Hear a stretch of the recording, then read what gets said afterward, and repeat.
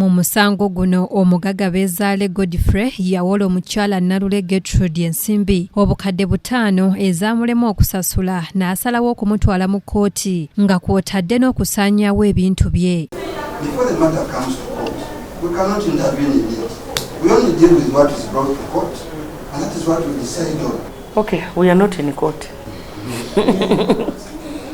Mu nsala ya kkooti omulamuzi wa kkooti ya Mwanga 2 emengo Mugezi Amon yalagira omukyalo ono asasule ensimbi obukadde 2 n'omusobyo olw'okulemwa okutuukiriza endagaano gye bakkaanyaako. Nalule yeesanga nga talina nsimbi zino era yasindikibwa mu nkomyo okutuusa na kati wabula oluvannyuma lwa Ssabaminisita okugoberera emboozi y'omukyalo ono mu mawulire asazeewo okusasula ensimbi ezibadde zimubanjibwa asobole okuteebwa kubanga alina abaana abokulabirira. Now Nalule had received 5 million. Why is it that now court is demanding 2.88 out of 5 million? Now that money is a balance actually on general damages and the costs in the suit. Who damaged who? Who damaged who's? Yes. Now, Regional Prime Minister, legally, when there is a breach of contract, Ssabaminisita olwaleero akedde ku kkooti enyumba n'abakulembeze ba Kampala okuli n'ababaka ba pulezidenti, minisita wa Kampala wamu n'omulamuzi eyali mu musango guno. After paying this 2.8 million, is Nalule going to get possession of her property? Why?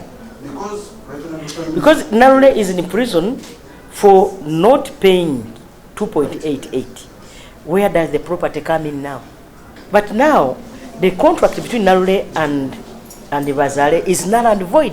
They used a different LLC. Why? Because they know this chairman could not accept.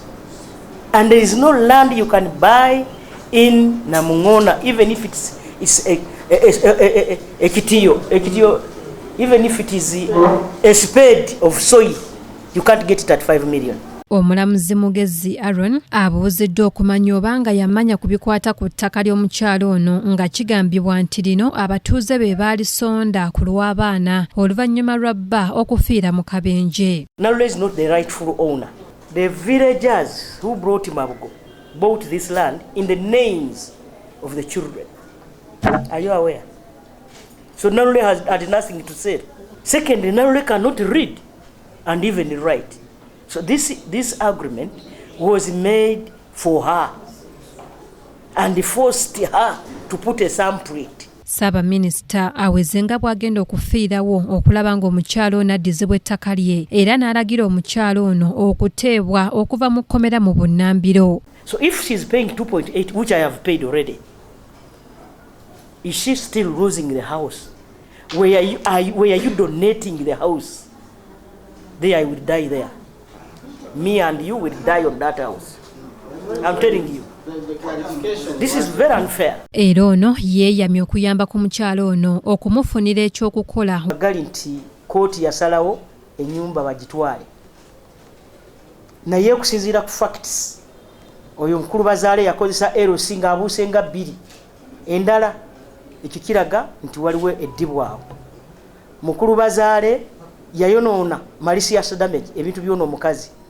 Ate omusango tegweyongerayo. Yalo abawola ssente ez'amangu abantu akoola million 2 n'akugamba wandika wano endagaano nkuwadde million 10 oba otunze ettaka bakiyita ndagaano ya mbaata. So endagaano ezo muzeewale kubanga zijja kubasula mu bizibu ng'ebya Nalule. Namwogera kuba nkubidde ku makya bagenda wali owuwe bamufunira ekyokukola. Nanga ate ngenda kumuyamba akayumba ako kakuba plaster. Mu accident twera yamulinyira wali ewa Kiseka ina n'emumalawo bamutwalira mu bokisi 3 eza sabbuuni. Mama neyanziza neyanzeeko oli mama.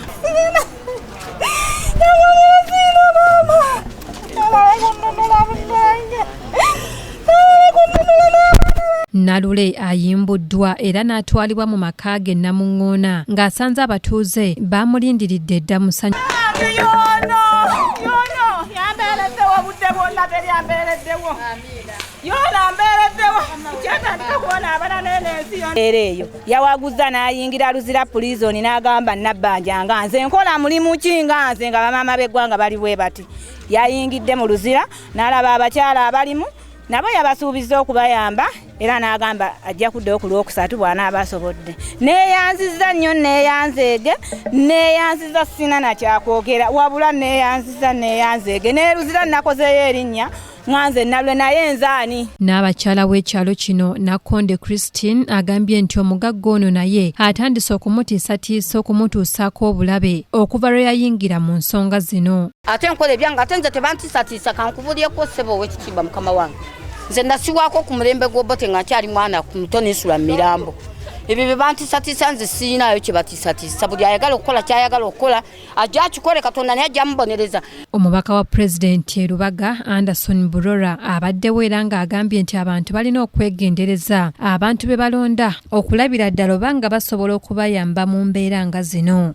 Nti ensobi ze bakola mu kulonda abakulembeze biziba affectinga omukulembeze yenna alina kukolagana ne gavumenti, alina kutwala ebizibu by'abantu mu institutions za gavumenti, alina okuteeseganya n'ebitongole bya gavumenti okuva okulaba nga wateekebwawo service delivery. Omulangira Junju Moses yakusakidde eggulire lino ku KTV amalindirire.